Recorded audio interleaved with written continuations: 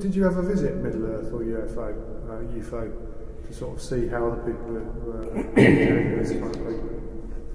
Not Middle Earth or UFO. I did a few guest stand-ins at the Roundhouse. Oh yeah. The Roundhouse was. UFO didn't actually last that long. Right. Though it was really. Yeah, but more, now this is the interesting thing. This is what that's what's led me to doing this kind of thing now, to registering for a PhD. Because why is that? Why do people know UFO and people don't know about mothers? You know, there's a whole media process going on there. But anyway, I could talk about that forever. What about Hawkwind? Were you? When did you first come into contact with Hawkwind? Or, well, have you? I mean, because Liquid Len was their man. Any comments on him or what he does? From what I remember, he was good. You know. Yeah. I know it's a bitchy thing to say, but the guy who worked with Gene Symphony, I didn't think was. Yeah. Fred Smith was superb. Yeah. Very, very good indeed. There was a guy in Opposite Lock who did very simple liquid slides, but good ones. Yeah. There was a guy at the Arts Lab called Alan, I can't remember his surname, called himself Tantra Headlights. Right. He was pretty good. I think it was Pat Chapman who originally did Principal Edwards. Right. And he was good. Very, very different technique, but very, very good.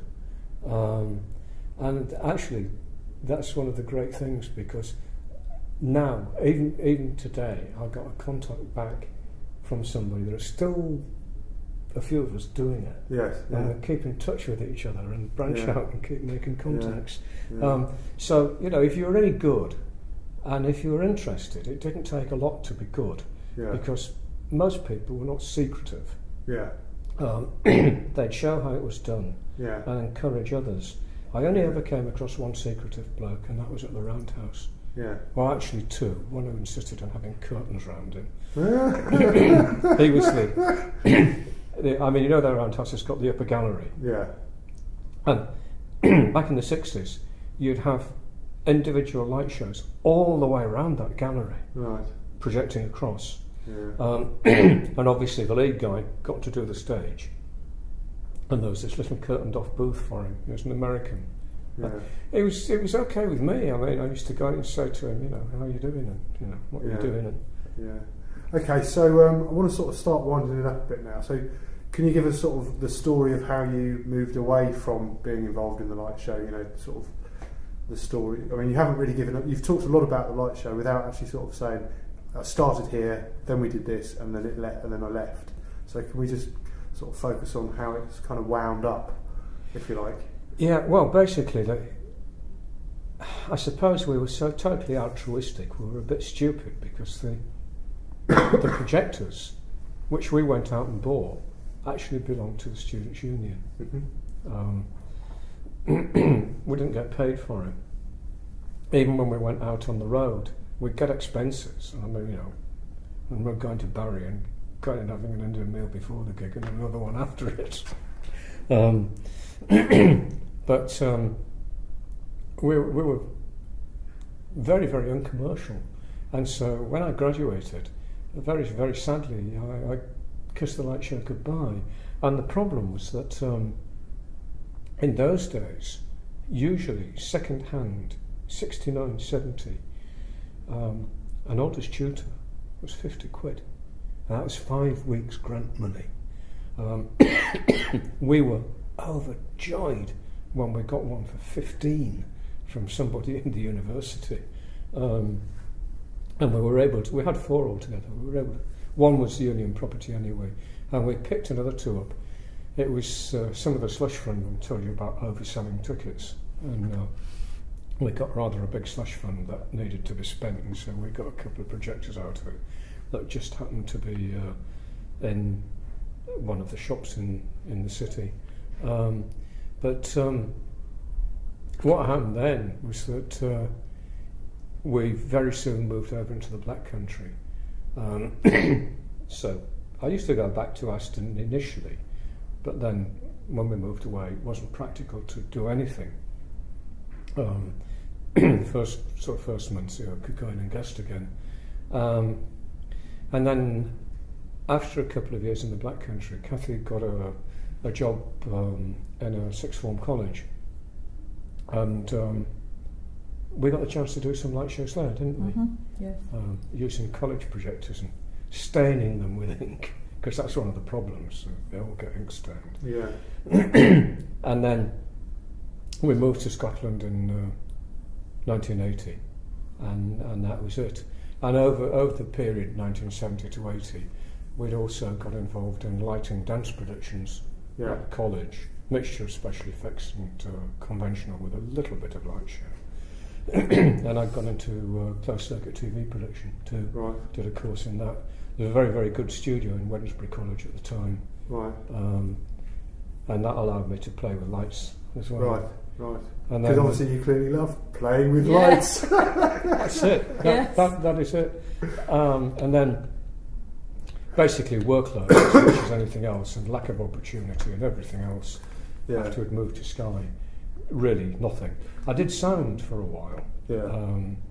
And I took out a retirement in 98, and sometime afterwards we decided to try a retro disco in the local community hall.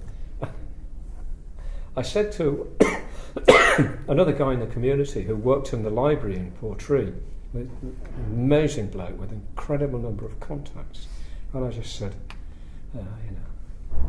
if only I could get hold of a couple of projectors, I'd do a light show. And he said, well, what do you need? And I said, these things are like hen's teeth, they're so specialised, it's not true. And he said, well, what is it? And I said, Oldest Tutors. Oldest Tutor 1000s or an Oldest Tutor 2. And he said, no, right, okay. Within a week he came back with one of each. Well, these things they're not obsolete, but they're thrown away on a regular basis. I know somebody who's got some. In fact, I've got an overhead projector that you might be interested in actually. Could well be. Yeah. Anyway, so as I say, I'm looking to sort of wind us up now. So I know you could talk a lot longer about your light show, but I am going to wind it up now. If that's sure. Okay. Yeah. Unless there's anything based on this conversation that we've been having, is there anything which you think I've really missed, which you wanted to say? Which you came along sort of thinking about saying. I always give people an opportunity to add anything that they think I might have missed at the end. No, I don't think so really. I mean, my big effect as Social Sec was to reorganise the whole thing, but basically get all of the different bodies under one heading, one budget, and cross-budget, cross-fund, and actually get an underwriting fund as well, which we'd never had before. But I mean, funny enough, it just coincided with the fact that I'd been doing corporate management and planning, and and I think that's why the staff were so reasonable with me, because I didn't realise it at the time, but what they could see was that I was applying what I'd been trained to do unconsciously. Yeah. And so that was my big claim to fame, but that's so boring compared with actually doing the gigs. Okay, Kathy, that was just enabling gigs, not doing them. Yeah, Kathy, is there anything you'd like to add about your time in Birmingham? Related to the poster, or just related to what we've been talking about? Is there any more mother's stories sprung into your head in the time we've been talking? Okay, well, the last thing to do... I can't think of anything. Okay, I'm going to do the permissions in a minute, but what I also want to do is when you listen to radio programmes, you'll hear people say, before, contributors to radio programmes, they'll say, hello, my name is, and I'm, da-da-da-da-da-da. So I'd like to do something like that. We might have to do this a couple of times, and I'd also like to try and do it with both of you at the same time, as well. Not speaking at the same time, but doing it, together. So say it's got to be quite punchy, and it's literally 2 sentences. It's hello, my name's Pat Myhill, and I was entertainments officer at Birmingham, Birmingham College of food and tourism in the late 60s. Hi, my name's Kathy Myhill, and I designed the Black Sabbath poster. I used to design posters for gigs at Aston University. Something along those lines, something that's quite punchy, and it'd be good if you could do them one after the other. And let's have a go. We'll probably have to do this again, but there we go. And as I say, a bit of a gap after I finish speaking. You go first. Hi, I'm Kathy Myhill, and I used to design posters for the university gigs at Aston University in the 1960s. Hi there, I'm Pat Myhill, and I was deeply involved in the entertainment scene on the Gloucester Green campus at Aston from about 67 to 1970, ending up as social secretary in 69-70. That's great. That's perfect. That's exactly what I'm looking for. Okay, thank you very much for that. Thanks very much for taking part. I've jotted down your address, and I do need to do these permission forms as well. I will copy the interviews and send you some copies for whatever you want to use them for. And then depending on my programme, what the weather's like, because I've got an allotment and I do lots of allotment stuff, I'll edit some stuff together and send it down, put it on the website. It's the 25th today. I'll put it on the website, and I'll keep you informed of when things go up on the website. And as Tom says, and what's the